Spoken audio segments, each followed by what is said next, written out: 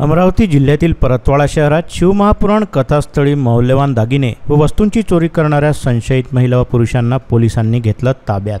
अमरावती येथे अंजनगाव परतवाडा राज्यमार्ग सावळी रोडवरील शेत शिवारात पंडित प्रदीप मिश्रा राहणार सिहोर मध्य प्रदेश यांच्या शिवमहापुराण कथा कार्यक्रमाचं आयोजन करण्यात आलं आहे। सदर शिवमहापुराण कथेमध्ये अमरावती जिल्ह्यासह महाराष्ट्रातील इतर जिल्ह्यातील व मध्य प्रदेश राज्यासह इतर राज्यातील भाविक लाखोंच्या संख्येने आले असून सदर कथास्थळी गर्दीचा फायदा घेऊन महिलांच्या गळ्यातील दागिने चोरी करणाऱ्या महिला व पुरुषांना पोलीस स्टेशन परतवाडा मालमत्ता व गुन्हेगार शोध पथक स्थानिक गुन्हे शाखा अमरावती ग्रामीण पथकानं कथास्थळावरून गर्दीमधून ताब्यात घेऊन डिटेन करण्यात आला आहे।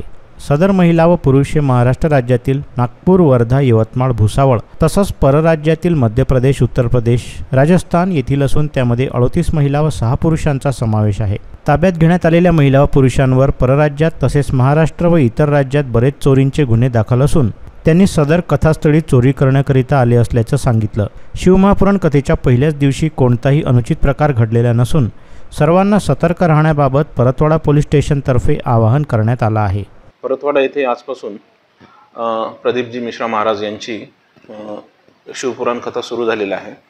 सदर कथेसाठी भाविक आजूबाजूच्या जिल्ह्यातून तसेच मध्य प्रदेशातून सुद्धा मोठ्या प्रमाणात आलेले आहेत।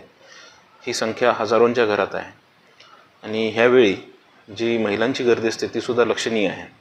ह्या महिलांच्या गर्दीमध्ये काही महिला पुरुष हे त्याचा फायदा घेऊन महिलांच्या गळ्यातील मंगळसूत्र किंवा इतर वस्तू, इतर दागिने, मोबाईल असे चोरण्याचा प्रयत्न करतात। हा आमचा पूर्वीच्या जिथं कथा झाल्या तिथला अनुभव आहे। त्या अनुषंगानं पूर्वतयारी म्हणून अमरावती पोलिसांनी स्थानिक पोलीस स्टेशनचे डीबी पथक, आजूबाजूच्या पोलीस स्टेशनचे डीबी पथक, स्थानिक गुन्हे शाखेचे पथके, यवतमाळ स्थानिक गुन्हे शाखेचं पथक असं तसेच आजूबाजूच्या जिल्ह्यातले सुद्धा पोलीस पथक त्या ठिकाणी साध्या वेशात आम्ही कार्यरत ठेवले आहे आणि ह्या सर्वांच्या मदतीनं ज्या कुठल्या संशयास्पद महिला पुरुष ह्या कथेमध्ये सापडतात, दिसून आढळून येतात, त्यांना आम्ही चौकशीसाठी पोलीस स्टेशनला घेऊन तसा संशय बळावल्यास डिटेन करून पुढील कारवाई करीत आहोत। आज कथेचा पहिला दिवस होता आणि आजच्या दिवशी जवळपास 38 महिला आणि 6 पुरुष आम्हाला अशा संशयास्पदरित्या आढळून आल्या।